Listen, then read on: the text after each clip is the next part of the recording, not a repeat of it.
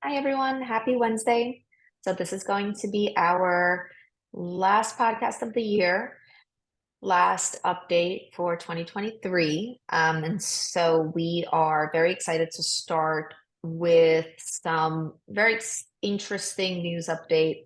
We were recently at an event, and one of our colleagues had come up to us and mentioned that he's been listening to some of the news alerts and listening to the podcast weekly, which is great to hear, and had some feedback on what he would love us to talk about for the next few weeks.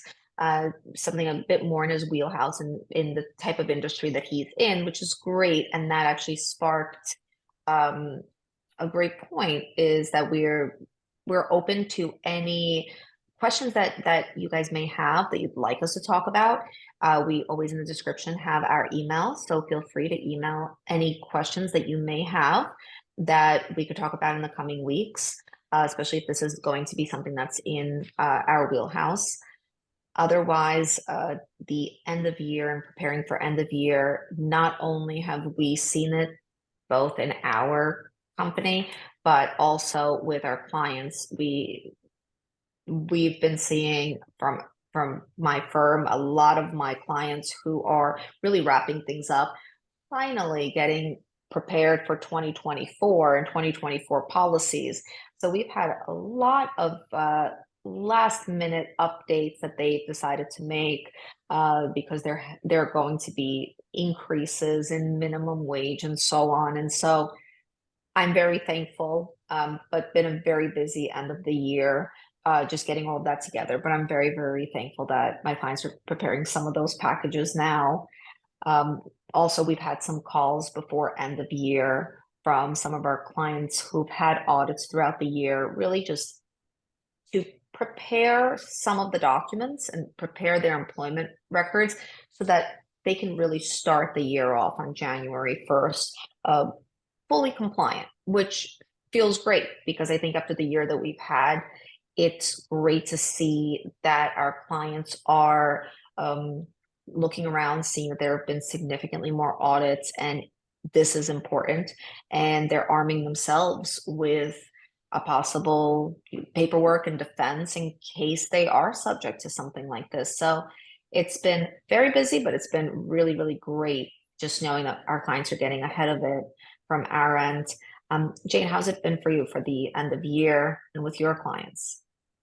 Thanks. I mean, yeah, it's been very similar. We're gearing up for the year end. For us, it starts a little bit later because we're closing the year in January when we get all the bank statements and credit cards. So we're kind of a little bit behind with that.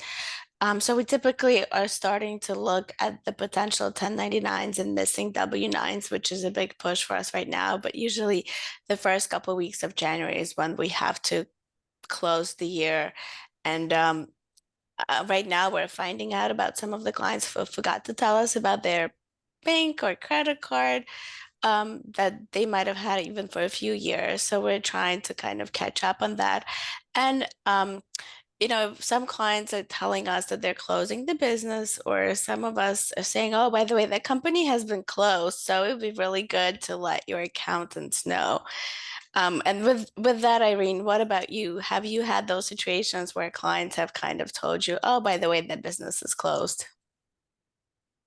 This year more than any other. So it's definitely been a very interesting year, just in terms of trends. But this year, a lot of the clients that have either sold their business or purchased into new businesses this month specifically, which has been really a busy one, have followed up with us on just what paperwork to make sure makes its way over to the accountant. And a lot of these transactions took place years ago. And so naturally, we were initially very, very concerned because that there's paperwork that has to be submitted if you either purchased the business or sold your interest in the business.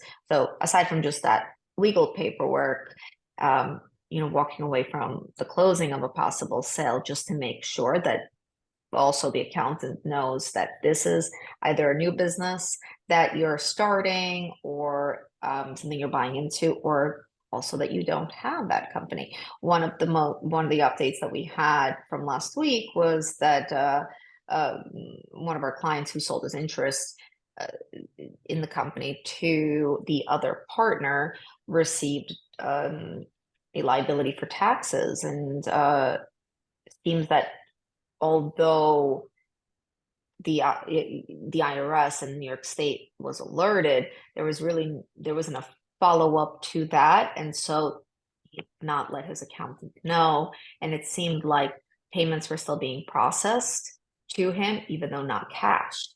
And so there was a mismatch in paperwork and books and so on, which caused a significant liability and took a very long time to clear up. So really, really important. I've seen this in record numbers of questions this month that we've never had before in December of, again, businesses or any liabilities that were paid even to the DOL. If necessary, how do we account for it? It seems like this month really has been just everyone taking part together in getting 2024 started off on the right foot. So very interesting for sure. And we're really excited about that because I'd love to have the next year be a year where weekly we could just talk about changes and updates and how to expand our clients' businesses rather than what to look out for and be worried about, which is what I think that we spent a good chunk of this year talking about. Agreed. So we just wanted to thank everyone again for listening. We're wishing you all the best prosperity and success, and we hope to be giving you more updates in 2024. Thank you.